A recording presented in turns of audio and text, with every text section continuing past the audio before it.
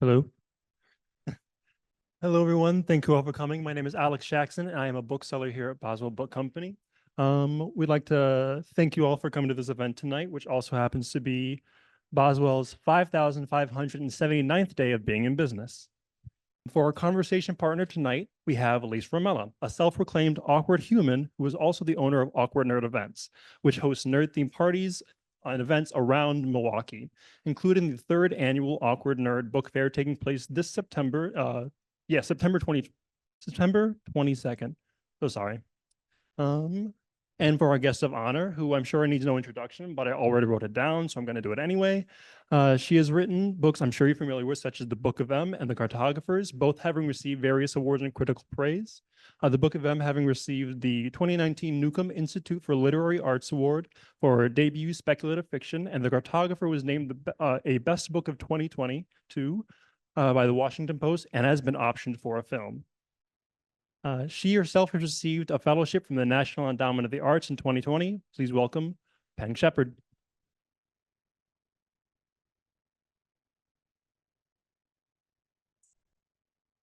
Oh, am I in your seat? My book, so yeah.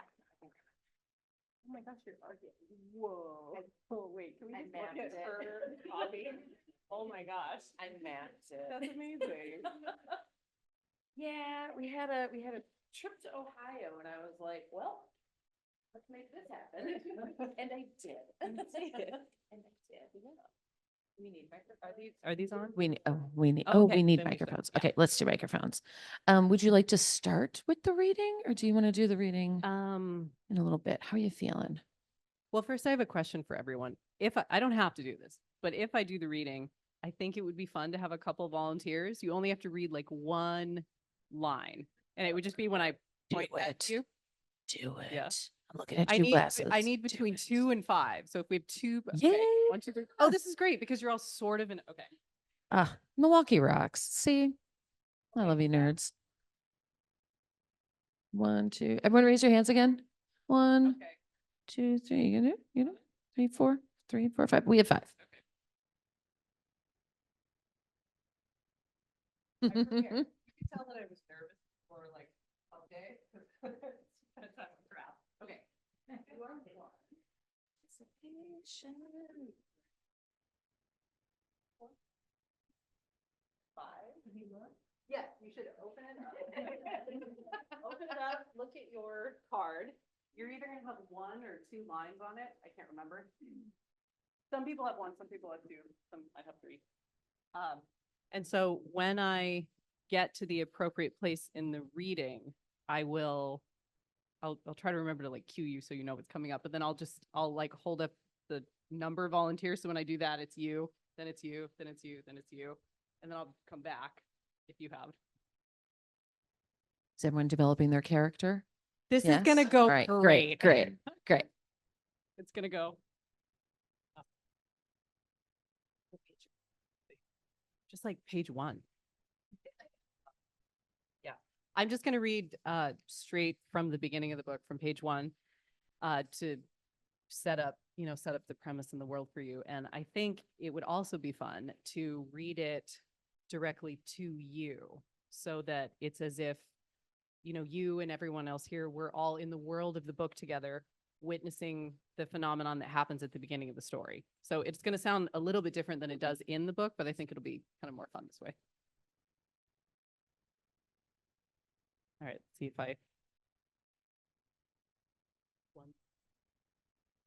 I'm so excited because I've been sitting on this arc for a while and I've only had one person that I was able to talk to about it. So now other people are getting it and I am very excited.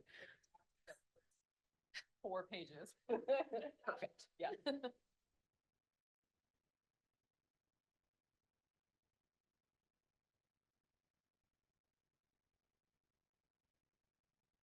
All right, here we go. Can you hear me? Can everyone hear me? The first chapter is called The Show. A little louder? Is that better? Okay. It happened one unremarkable Friday night, without prelude, without fanfare, almost as if by accident. Everyone was still eating dinner or driving home from work and had no idea the world had just changed forever.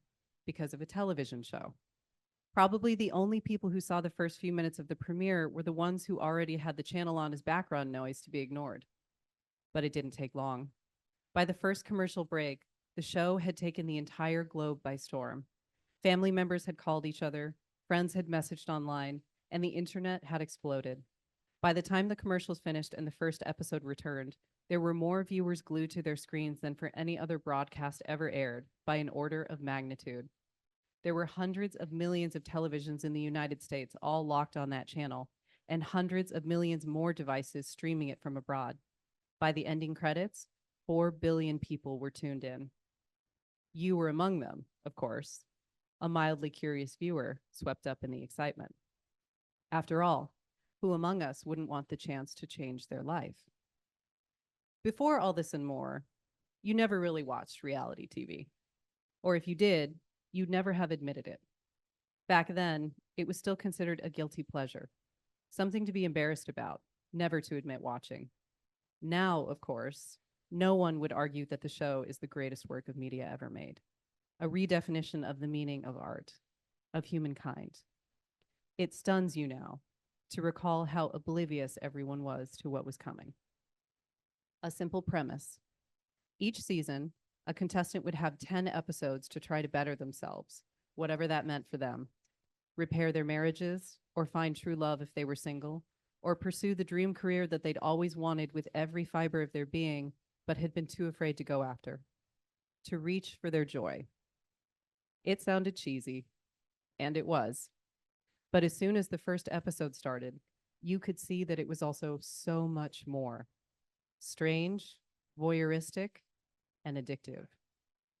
Each night, you and every other rapt viewer watched the season 1 star, the innocent, earnest Talia Cruz, try something new to get closer to attaining her dreams.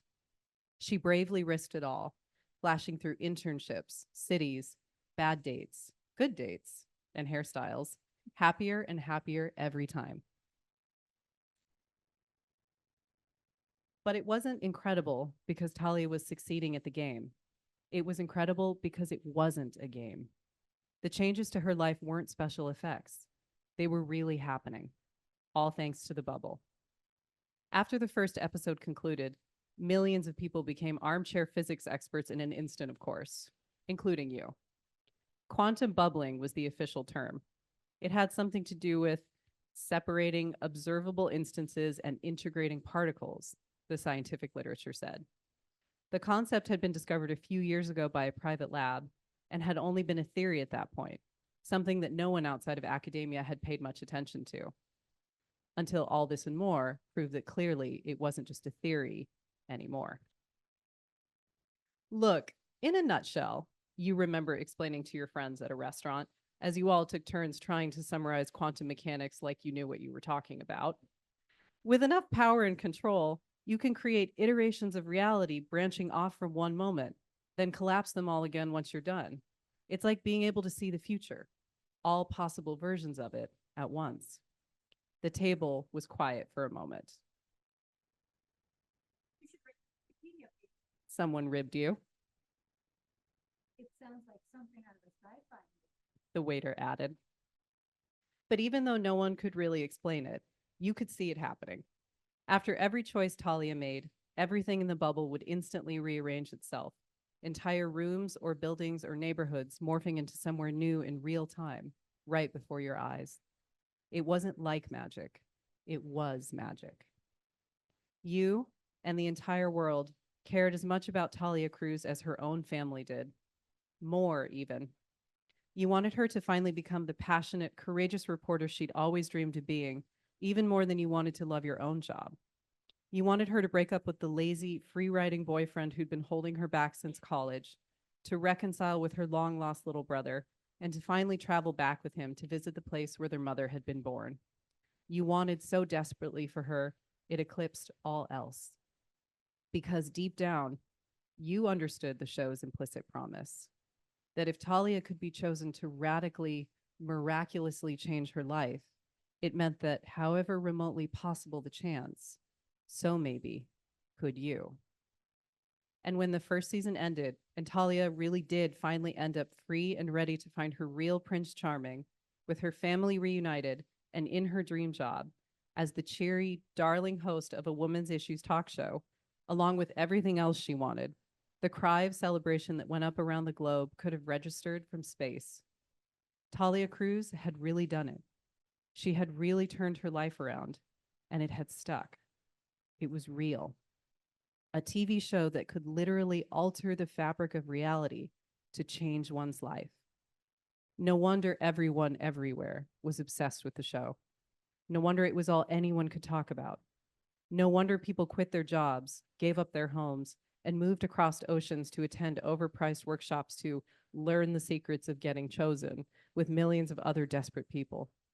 No wonder they would gladly stand in line until they fainted or even died just for the chance to be a contestant.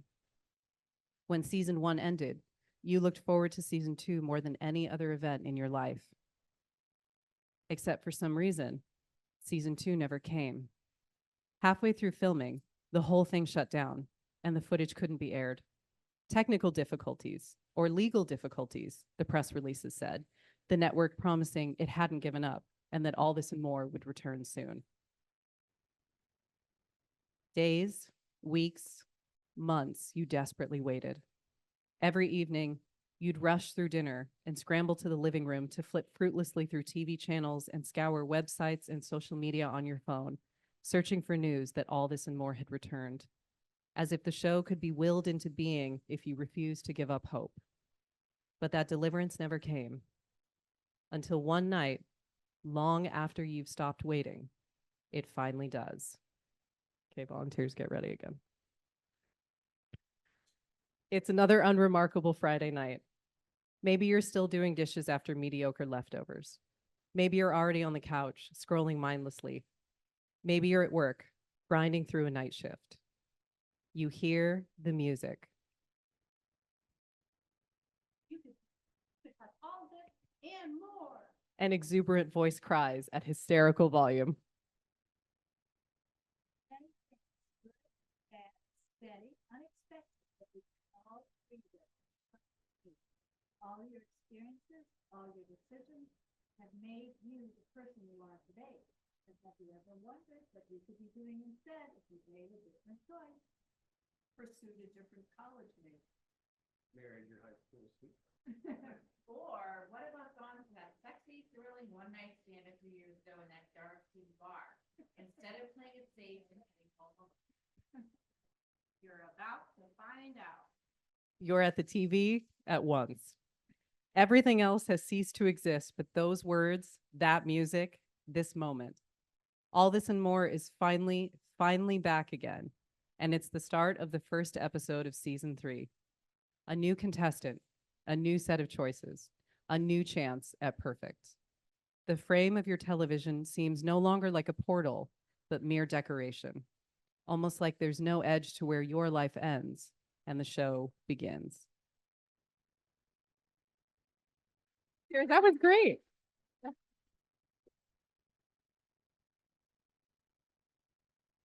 We pulled that off. That was great. Great job, everyone. So that's the tantalizing opening. That's how it starts. Yeah. And there's so much more after it. Like I know. Oh my gosh.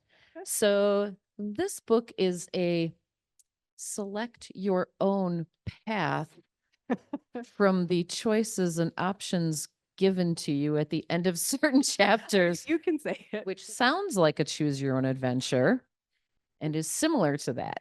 It is. Um, Similar. Yeah. So what is it like to write a book like this? I mean, do you have one of the maps on the walls with the strings going everywhere, like the conspiracy theory map? Like the poster board Right. guy. Like just trying to keep track of all the Yeah. different storylines. So believe it or not, I wrote the whole first draft without an outline because there was a reason. Yeah. Because I thought, so I definitely made an outline before I gave it to my editor so that she did not just open a window and fling herself out when she got it. I thought just like, have fun. But when I was working on the first draft, I thought that because I'm not really an outliner anyway. That's just not the way I work. So I thought if I tried to outline something like this, especially where there are multiple versions of this woman's life, that it would start to feel really engineered, you know, and that the Right. choices you make could be, or that the options I was coming up with could be like more in service of the outline than in service of the character. And I wanted every choice that she could make to be true to her and feel natural and organic. And so I thought, if it can all live in my head rent free, it must mean that it's real and it all goes together. You know what I mean? Oh, yeah. So, And I think you yeah. definitely get that because the character, you know, she goes on this adventure and she's trying to make her life perfect. Yep. Right. Mhm. And so all of the different things that she gets to do. Oh my gosh, how many jobs does she take on in this? Oh, So many. I mean, probably 5. Yeah. You know, she's unfulfilled in her career. Mm-hmm. And so she does 5 jobs, but the thing about each of the 5 jobs is that they're all around the same thing. You know what I mean? If Right. you're a journalist or a photographer or a lawyer, you're always trying to get to the heart of something, for example. Mhm. And so it's more about figuring out what is important to you through those various options, not just which option is like the most perfect, you know, like which is the most true to you. Sure. Yeah. Yeah, and you definitely get that from her. You definitely get that from her because she's, excuse me, she's trying to do the best for herself and everyone around her, which is a lot. It's a lot. And that's why, you know, part of the writing that really interested me with this is that, you know, it's not just the main character. You have the main character, you have the leads in the show with her, and then the people she kind of brings into the world, the outside commenters, you know, so there are all these different forces. So how um do you think she stays true to herself the whole time? I mean, that's really the question, isn't it? Yeah, it I think is. it sort of depends on what you choose with her, you know? And that was, I mean, that was really part of the fun of writing this because it, so I have a theory about the kids' books, which is, and the reason it's really, the kids' books are really different than when you're trying to write a book like this for adults. I think that the kids' books, we all love them. We all know what I'm talking about, right? The kid choose your own adventure series. Okay. So I think that the reason that we love them so much as kids is because when you're a kid, you have very little choice in your life. Almost everything that you do is dictated by your parents or your teachers or some other adult authority figure. And so when you get any kind of autonomy at all, it's just thrilling, even if it's really random or like really trivial. And Right. you know, and so, you know, a book that you start reading the kids' books and they're very focused on that, just giving you as many choices as possible, as quickly as possible. So you're on page 1, you're just you, some blank slate kid.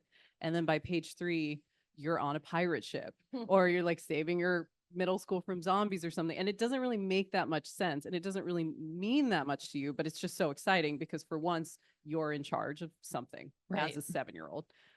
But then we all become adults and it's the opposite. We all have way too much choice in our lives. And none of the choices are as fun as being on a pirate ship or trying to save your middle school from zombies. And so to ask an adult to make choices in a book, I think is a much bigger ask than asking a kid to, because as an adult, choice in and of itself as a concept is like no longer that novel. It's kind of exhausting. And so the reason I included it in this book is because I didn't just want it to be like the structure or a gimmick just to ask you to choose. It is a book about a woman who has regrets in her life, like we all do. Everybody has at least one regret of some path not taken. And so she's spending this novel trying all of those paths, trying to decide how she wants to change her life and the things that she wants to keep and the things she wants to give up. And so I think that in this case, by asking you, the reader, to choose, I'm basically asking you to declare what matters to you as a reader and as a person, because you are the one making these choices for her about what she's cutting out and what she's changing. And so you kind of have to make it makes you think and it makes you make a value call about your own life.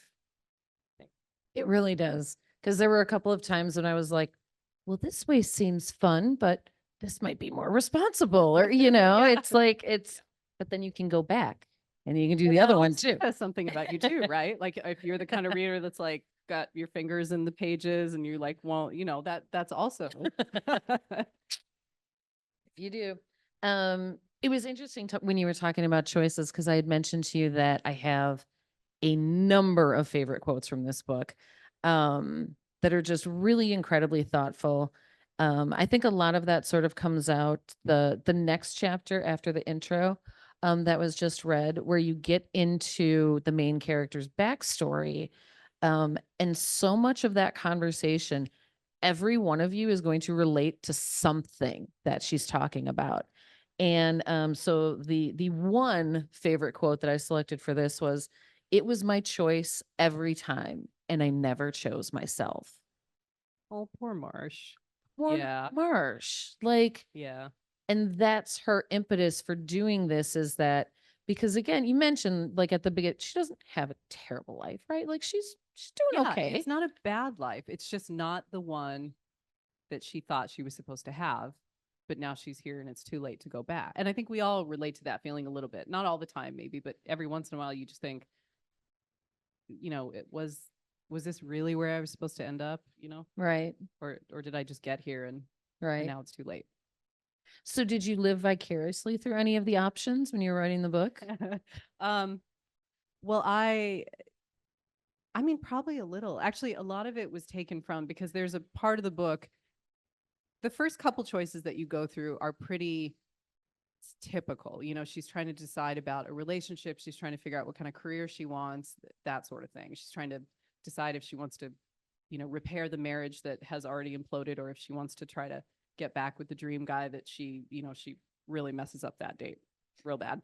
Um, but then as you keep going, because it is reality TV, the choices start getting more and more extreme and more strange, because also, of course, nothing could really be this simple. You could not simply change your life like this and expect it to all go smoothly, because every choice that you make has consequences, some of which you don't foresee. And so things do start to go wrong. The options that she has become more, I guess, dangerous, kind of, Yeah. and more just kind of out there. Right. And so some of the chapters take places like in Iceland, for example, or Mhm. there's a section in Mexico, and those were places that I did go travel to, and I didn't know at the time that I was going to put them in the book, but they were such interesting, beautiful places that then I, you know, got home, started writing again, and then suddenly 100 pages of this is like in Iceland with volcanoes going off, and As you do, you know, I mean, As you hey, do. when you've got the option to include it, you include it. So I had mentioned when I was invited to read this, I went back, I finished the Book of M because I had just gotten it. I also read the Cartographers. Um, and there are a lot of threads between these three books. So in the Book of M and the Cartographers, it's a lot of people trying to define their place in a world, and sometimes that world is bigger and sometimes that world is smaller. So how does that play out in this book? yeah. Well, thanks for making me sound so smart. It's there, Um, whether she wants to admit it or not. I She does a great job. Well, I don't know. Well, we were talking earlier about how I think it is really hard for us authors to see our threads sometimes, because we're so down in the weeds with each book, and then each book feels like such a self-contained thing that you're not always aware of the themes that you're repeating, you know. But I guess that this one also does deal with finding your place in the world through. I mean, it really is through a kind of what the path not taken, or Mhm. what would you change about the path that you have? What if you did have a redo? um what is more important, to be happy or for something to be real? Mhm. You know, and I think not everyone would say, you know, real. Not everyone would say that. Some Yeah. people would say it's more important that I'm happy. Well, and I think even with that opening chapter you read, you know, when you're talking about the people who are, not only is it this thing, but there's that other part of it where people are going to do anything they can Mhm. to get into it too. So now Yeah. it's like it's created this other sort of world of like people who are going to, businesses are going to be built around that. You know, we can help you get on the show. Um So like there's so much, again, a lot of your work I think is worlds within worlds within worlds, you know, and that really manifests in this because there's a literal bubble. Um, even within that, there's more going on. Yeah. So, yeah, I think you do a really good job with that, with creating these worlds and sort of making it accessible for the reader, Mm. you know, because it's thank you. global. Yeah. It's global, but it's also something that's happening. Again, I was able to relate to the main character in a lot of ways and be like, yeah, yes, you said that. Okay. Um, so there are threads, and I think the threads are wonderful. Going back again to the cartographers, um, there's a lot of talk about perfect. That came out of that. We see a lot of that Oh, in yeah, I do all talk this and about- more. Yeah. Right? Threads. Threads. Whoa. There's so many threads. Meet me after. We'll talk about them. So this book, All This and More, features perfect and fixing things. Cartographers had the perfection angle.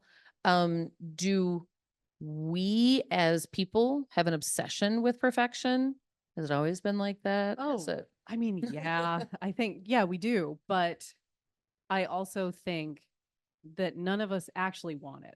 We all think we do. right. But can you imagine if your life was actually perfect? It would be kind of horrible, right? Like there would be nothing beyond it. Mm-hmm.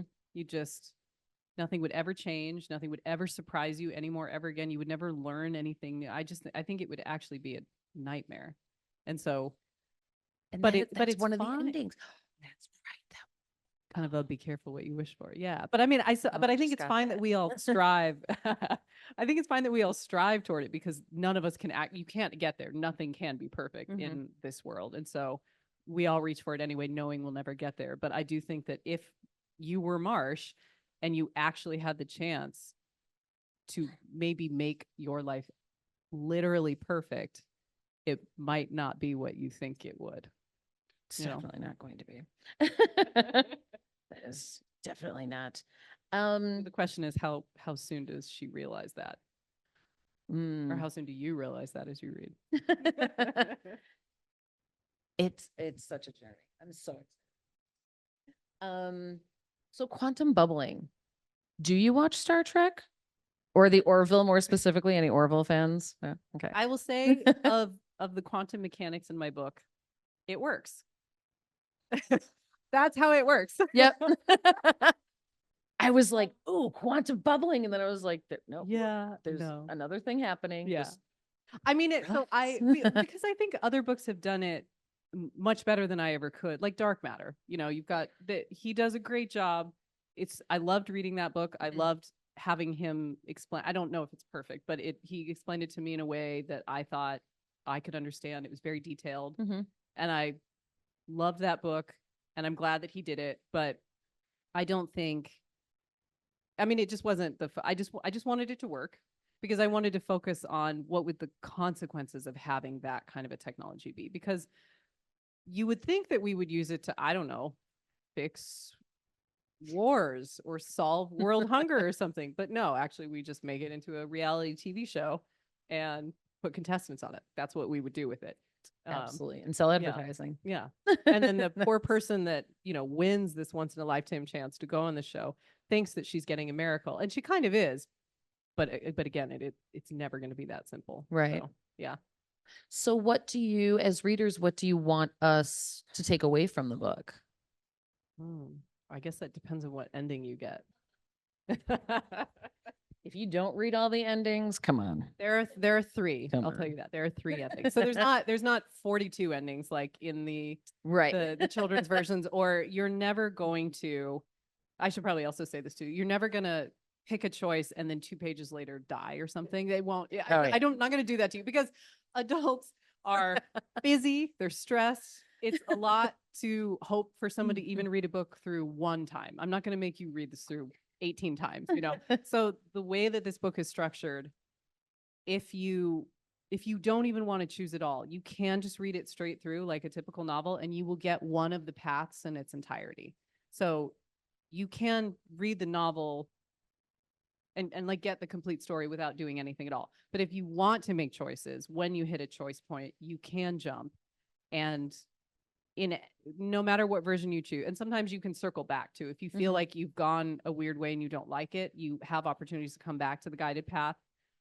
I'm not saying that the guided path is my favorite. I don't have a favorite path. I love them all, but I had to pick one to get you through. So, Sure. but if you read it through only once, you will get like I'd say you get, I don't know what, like 80% of it, or 70% maybe.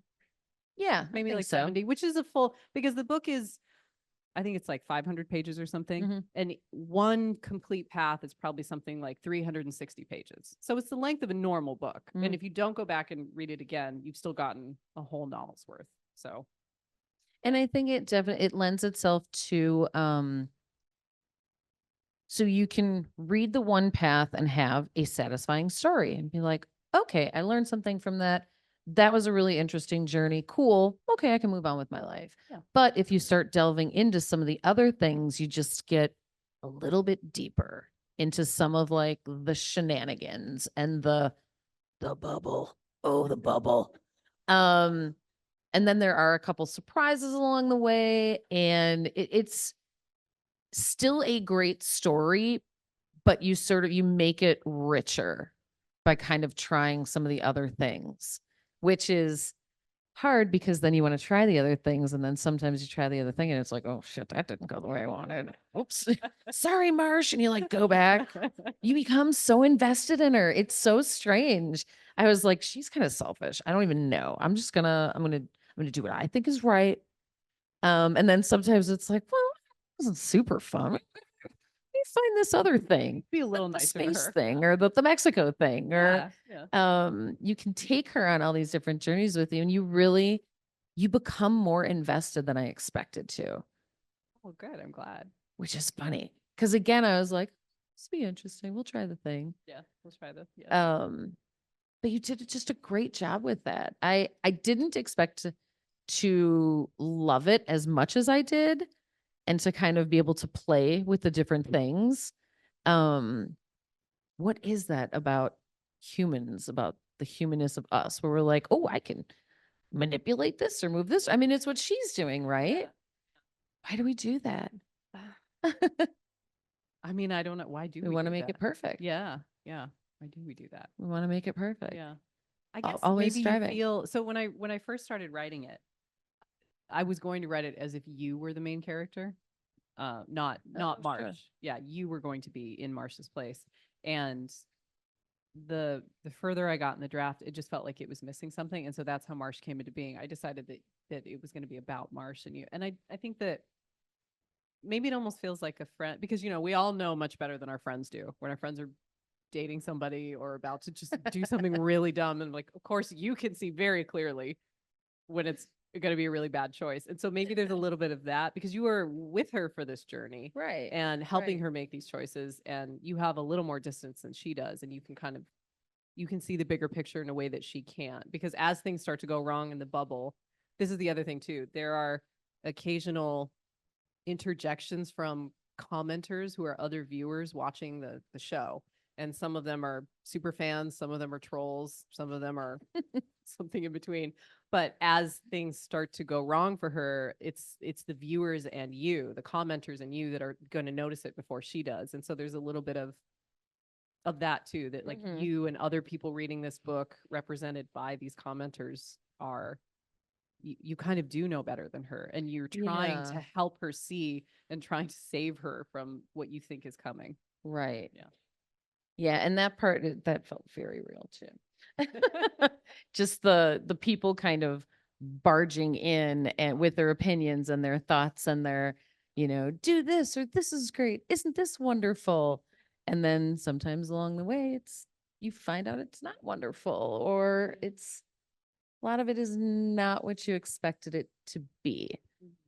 But I'm trying very hard like to Not not to give spoil things it. away. So that's why I'm just very, very vague about some things. What inspires you when you write? Because again, whether you know it or not, you have these common threads through your books that even Yeah. though the books are very different, they that's something that I will like coming back to with your Yeah. work. So it was actually pointed out to me that my first event was in Phoenix, and somebody asked me what the fourth book is about because I'm about halfway through the first draft of it. And when I kind of tried to explain it because it's still like new and squishy, somebody said like, "Oh, you're always writing about identity," and I think that's true. I think all of the books are about Yeah. identity and and try to figure out who you are in relation to or who you're not sometimes too. Oh yeah, I can see. Yeah. And I don't know if I could say why I'm so fascinated with that. I don't feel like I don't know myself or something. Mhm. Yeah, Human condition, right? yeah, I think so. Yeah. I mean, and I guess you do every as you get older, you do, even if I know myself now, I am going to be different in 10 years, and it's just, and then it's when I look back 10 years, I was also a slightly different person then. And so it is just, I don't know. Yeah.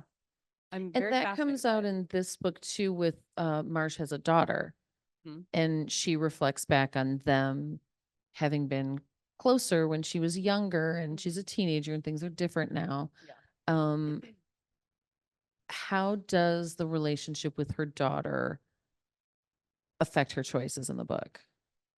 That's a good question because Marsh says very early on in the book that whenever she makes a choice, because it will affect, so the bubble pulls in people in your life that are important to you because in our own lives, if we make a choice like to quit our jobs or to move, it does affect the people that we care about and the people that we live with or love.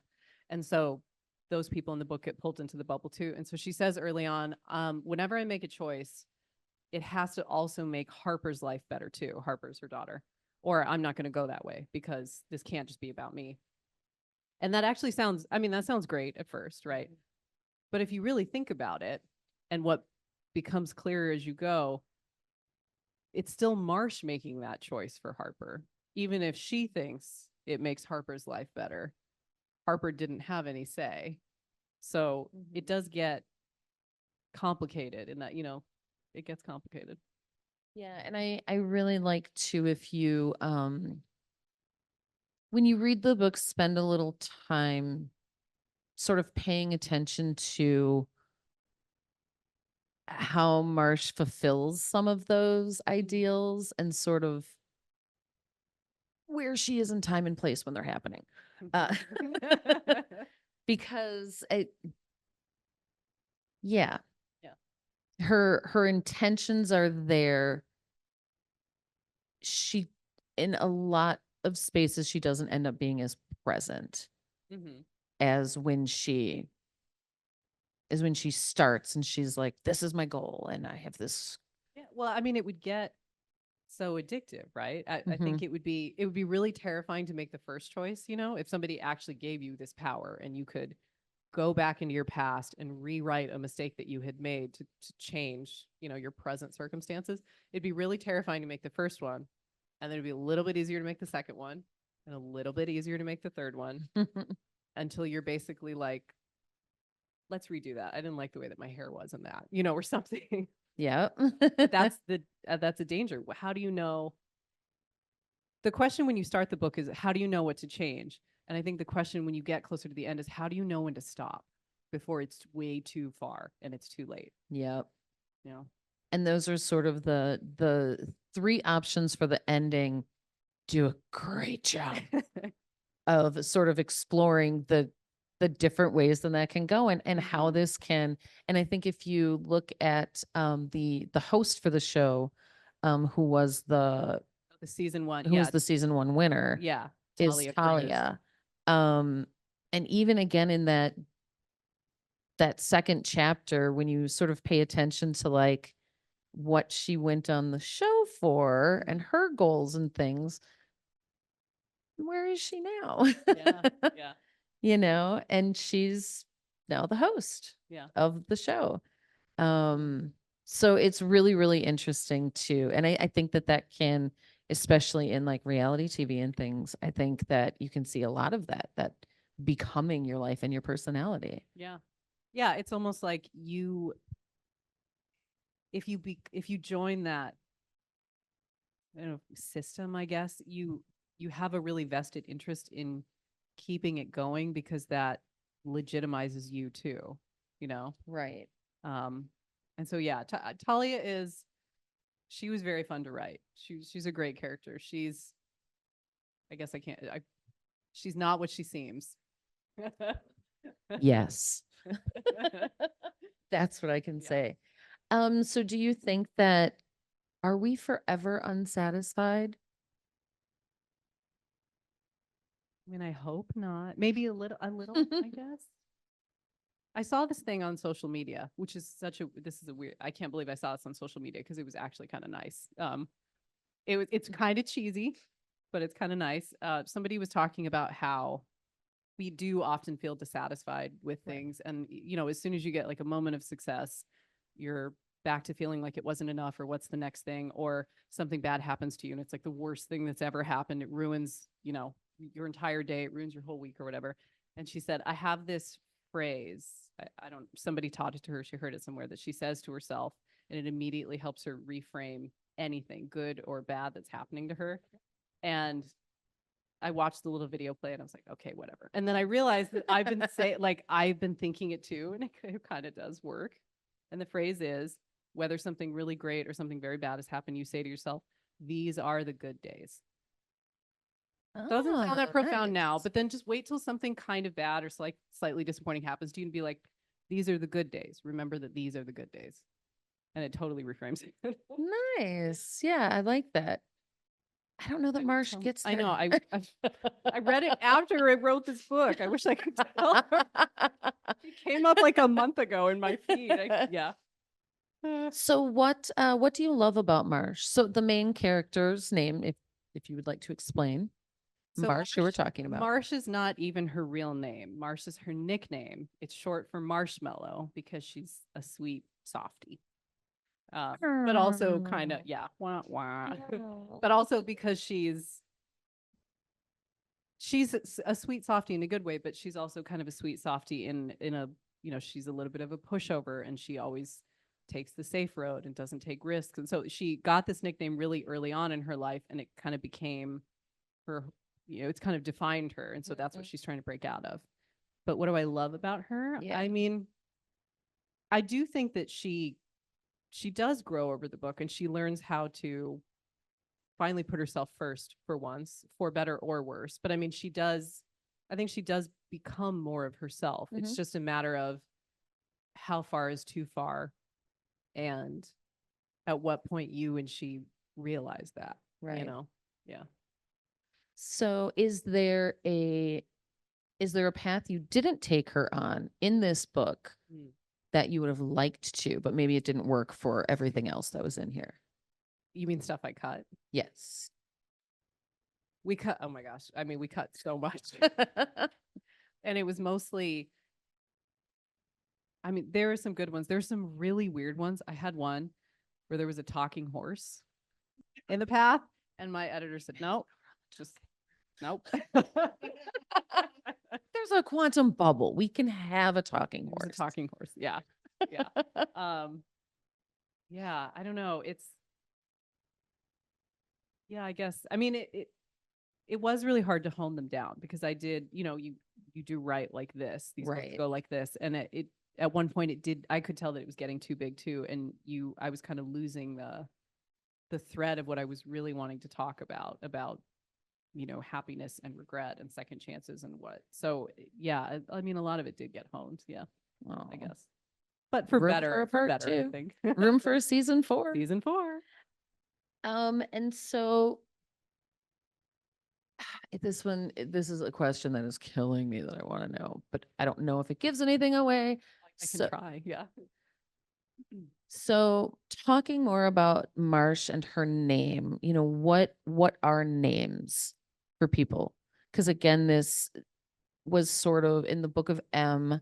This was very important, you know, as people are forgetting things. So what are names? Do we define ourselves by these names? I mean, I think I do. Yeah. I do personally. Maybe that's why it keeps recurring in my work. I find names super important.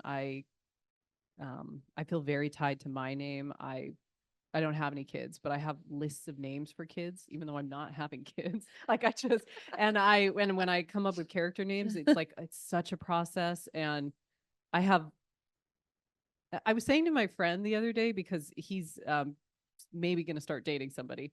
And I was like, what's his name? Because I needed to know if it was on my list of hated names, because there's nothing worse than when you meet somebody you think is really interesting and they have one of your hated names. And he was like, nobody has that. Nobody has that. Does anybody else have that? You have a Someone list of else have a hated list of names? hated names? Okay. Okay. Okay, see? Great. There- See? Okay. Yeah, I don't know. I think I'm not sure if it has to do with just language, because I'm a writer and their names are words, but Mhm. I don't know. That's how I define everything for myself. So I think having I think that's super the interesting. right name. Yeah. Right. And if anyone's read Earthsea, by Ursula K. Le Guin, there's the whole Mhm. concept of your use name, which is what everybody calls you, and then there's your true name, which is the name that only you and very, very close people that you trust know. And it has power, because if somebody knows your true name, they know so much of you that they can almost compel you to do things. Mhm. And so that felt, when I read that felt so true to me as a teenager or kid. It just felt Right. so true, that there are parts of you that only some people see, and then there's a version of you that everyone else does. And it for me, I feel like it could be related to names. So is it?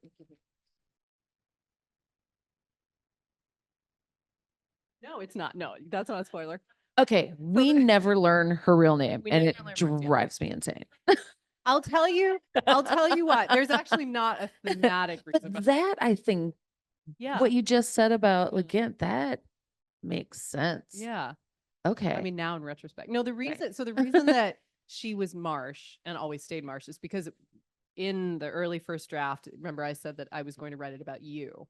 And so I didn't want to give the character a sure. real name, because I thought there might be a little bit of, dissonance there with, you're like, well, I'm not Miranda, I'm Steven, or so, Right. And so I thought Marsh, short for Marshmallow, would be a great character for you, the reader, to slip into, if you're just a big softie who needs to learn to take control of their life. And then when we switched it to third, because we wanted to get deeper into Marsh's character, Mhm. she was Marsh to me. And I felt like that really was her name, even though it is a nickname in the book. And so Right. it stuck, and that's the way I saw her. And so that's how it always is. But I think, yeah, maybe there is something to that too, where, because you are still, even though it is about Marsh, you are still inserting yourself kind of into her life. Right. And so the book really is sort of about you. Even though it's about Marsh, it is sort of Mhm. about you too. And I think what you said earlier about like your personality coming through the choices, for me, it was, there's one point where she's a photographer and she says, and there's my name, Marsh, on the corner of this award-winning photo. And I'm like, that's not your real name. Like, reclaim your name. So like I got that out of it, where I'm like, well, then is she really doing what she needs to do for herself? Or like, is she still living in this? Yeah. But I think I that's like what's that. great about the book, the Yeah. open, like you can make those determinations. Yeah. Because that was always my big thing. I'm like, what is her name? I was like, it's gonna be a big reveal. It's gonna be a big reveal. But the fact that it's not like means something too. Yeah, there's an absence there. Right. Yeah. So Yeah. you did such a great job with this book. And I mean, again, as you can tell, I went through all the things. That's amazing. I went through all the things and tried all of the different stuff. Yeah. Does anyone have questions? Ooh. Oh wait, we have a question over there. Oh, we have a question. Hi. Do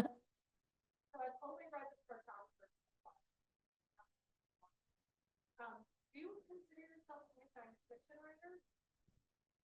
Oh, That's a good question. Yeah, that's a good Do question. you consider yourself to be a science fiction writer? I like speculative fiction. That's my favorite, because I feel like some of my stuff has science fictional elements. Some of it has fantastical elements. I think the Book of M, it's always really interesting to me when people put the Book of M in science fiction, especially. It happens sure. a lot, but it's really more fantasy. It's magic. Straight up, people lose their shadows and start doing magic. I don't know how that's science fiction. But I like speculative because I think it's a broader term and I slide around on that scale. Yeah.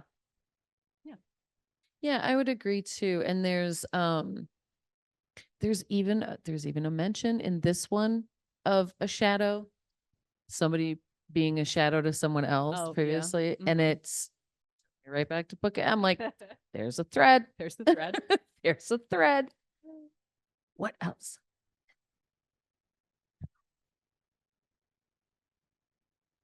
Uh-huh.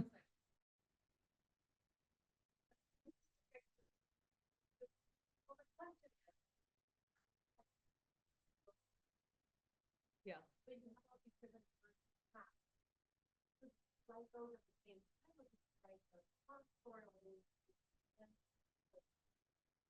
No, I wrote them all at the same time, which I know. Because I needed them all. I knew sort of where it ended, which is to say I knew the three-ish places that it ended. Mhm. And I don't know. I think if I'd written one all the way through, then that one would have been the most true. And the other ones would have felt like superficial. You know what I mean? Or like Kind of superfluous. add-ons. Yeah. And so I Sure. needed them all to develop at the same time so that at any given moment, any of them were as true for Marsh as and it's any of the others, you know. Yeah.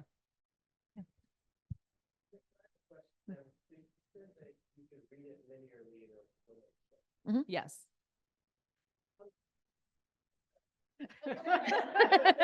Why? Yeah. It I mean, I'd have to draw you a map, but it's Which there is one in the back of the hardcover. yeah. Yeah.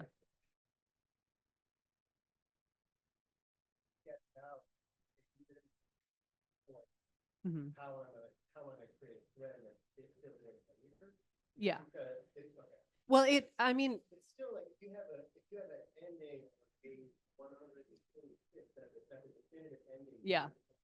What shows? Mhm. How do you just read past that? Well, the endings are always at the end, no matter what. The when I wrote the first draft, so I wanted in the first draft, I wanted every choice to make you move no matter what. And my editor was the one that said, I think that's like one step too far. You're going to lose a lot of readers who might be curious, but who are just not quite on board with the, the branching narrative aspect. And they're just going to be like, that sounds like too much. I have to choose. I'm going to put it down. So so it was originally all just you had to choose everything, and then we reorganized it so that one of the paths is straight through and the other choices are kind of around them, so you're almost like you're reading one path and you can jump out of the path and come back into it like this, but you're on one. So at the end of the chapter, it'll say like, go to page 427 if you want to follow this, or turn the page if you want to do this. Yeah. So. Well, Well, you reach because it's a reality TV show, so there are 10 episodes and you are jumping between episodes as you go. And when you get to the 10th episode, which is the finale, like no matter what you choose, everyone comes to a 10th episode because the show has to end. You get the finale. And at the 10th episode, it tells you to choose one of the three choices. And then those are all the way at the back because I didn't want, so even if you read the book all the way through. So there's extra pages at the end of the book? Yeah, where the endings are hidden. Because I wanted to make you, even if you read it all the way through and didn't jump yourself, I still wanted to force you to make that one choice. Yeah. Yeah. Yeah, but then there's like a lot of extra. Yeah. But sometimes even when you're in the back, it'll throw you back to the front. If that's what you're choosing, sometimes it throws you back. Yeah. One very end, completely through. Oh, no. Yeah. No. No. You read one of the paths all the way straight through, which is about 360 pages. Yeah. There's like alternatives or other, but yeah. yeah. So one of them, yeah, it's like turn the page, like to continue. Yeah. But it's really cute too, because like if you get off track, there's like a page that says stop. It says stop. You've reached the end of the story. If you're not done and want to keep reading more episodes, don't turn pages here. You have to go back to the beginning and make different choices to access what lies beyond this point. And I thought Hopefully that it was really, works. because I'm digging through, I'm like, what's here Yeah. and what's here? There's a part there are a couple of ones in there where you'll get to, where I know that you're not on track because you're and it'll be like, I know you're here. You're Right. not supposed to be here. There is an error page. Yeah. If you get to the error Yeah. page, Yeah. which has, Says no wonder things are going wrong. well, now you've done it. You've gone and gotten yourself stuck. You weren't supposed to be here. You weren't supposed to see this. But there's some little hints in that too There are, yeah. that sort of lend themselves to the larger Yes. Oh, Yeah. sorry. I thought you had your hand up. Yeah. Do you want to ask a question? Now we're all looking at you.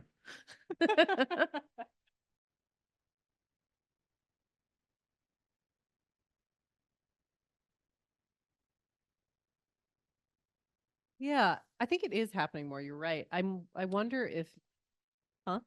Question. Well, Everyone hears it. the first question was, am I going to write more in this kind of style? And the second question was, do I think that, wait, say it again for me. It's, The worlds within worlds. Yeah. yeah. Yeah.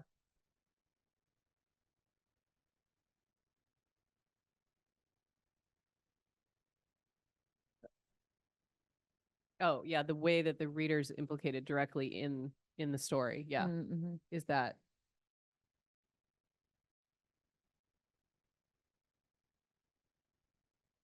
yeah. Well, it definitely was a goal with this book, I think, just because the premise lent itself so well to that and the theme did too. But I do think that kind of thing is happening more. I don't know if it's because of TV or something, but I feel like a lot of our entertainment is becoming really conscious of its viewer or reader in a way that's like it's like really a thing. There's a lot Yeah. more like breaking of the fourth walls in TV or I mean, video games have been asking you to choose stuff for years, Right. to like change the narrative or get a different ending. So, yeah, I'm not sure exactly what. I think maybe it's just we're all becoming the amount of stories that all of us consume is just so huge compared to what it used to be. I mean, people just you'll binge an entire season of something every single night if you want. And we're just so like we're so good at stories now because we consume so many of them that I think it was kind of inevitable that the storytellers were going to have to start acknowledging and talking back to the consumers. Yeah. That's a really interesting point because you're right. I mean, even in newspaper articles and things, now there's like the scroll ratio, no Yeah. one's going to scroll 3 times. Yeah. They might scroll twice, but they're not going to scroll a third Yeah. time. So you have to, everything has to be Yeah. truncated a little bit. Yeah. And that's part of why I really like this. You didn't hold back that way. You let her do the things. I a lot of conversations with my editor, but yeah. Is there one final question? We have one. Oh no.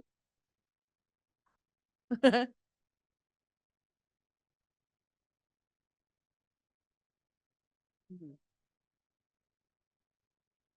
Yeah.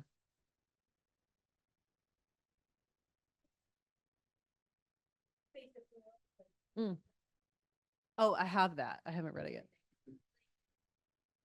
I always find the Christian book kind of literature, there's like always one or two. Why did they do it that way? Like, where was your sort of stopping? What were the things that you read under literature like this? Were like, I don't want that, or this is something that's really good for this type of sort of Hmm. old. Yeah. Good question. Well, I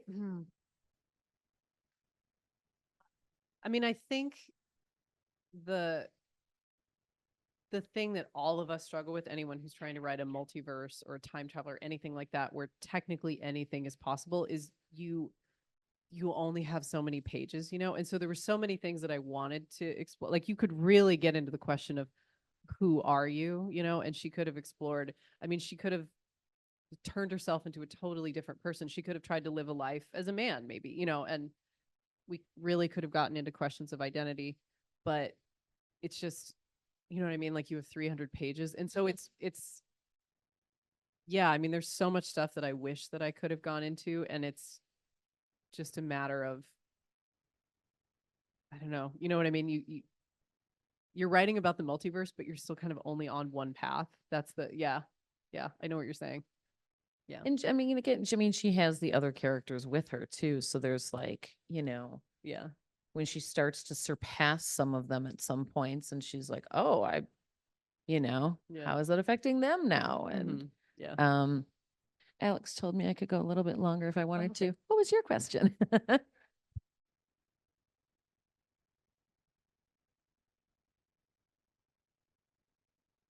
Oh, yeah.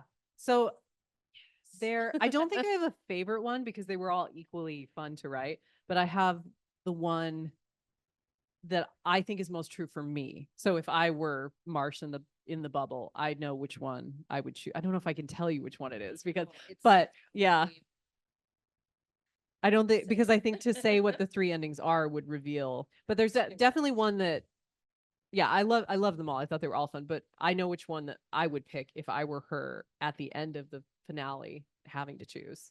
Yeah. Yeah.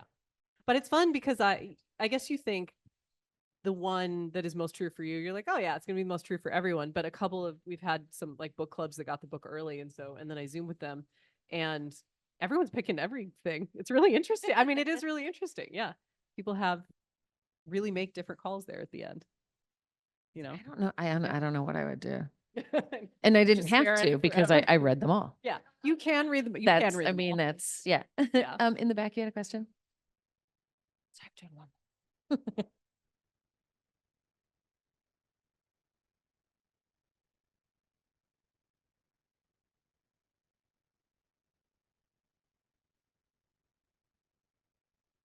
It's a great question.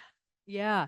So the that's a good question because it is plot relevant. The only people that are supposed to know that they're in the bubble are Marsh and Talia, her host, and Mhm. everyone else is kind of memory wiped during the season so that they can, so that reality can change around them and they don't lose their minds, basically.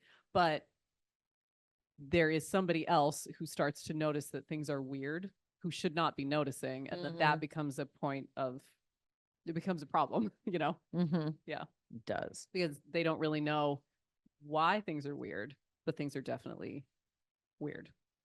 Yeah. Yes. Yeah. We will leave it on weird. Because it really, I want you all to enjoy it and enjoy the journey. And then we'll come back and talk about it because I need to talk more with everyone else about it. Did you have any final thoughts you wanted to end on? I mean, just thank you so much for coming, everyone. This was great. Yeah. Yeah. Thank you for being here. Yeah. It was so wonderful my to meet honor. you.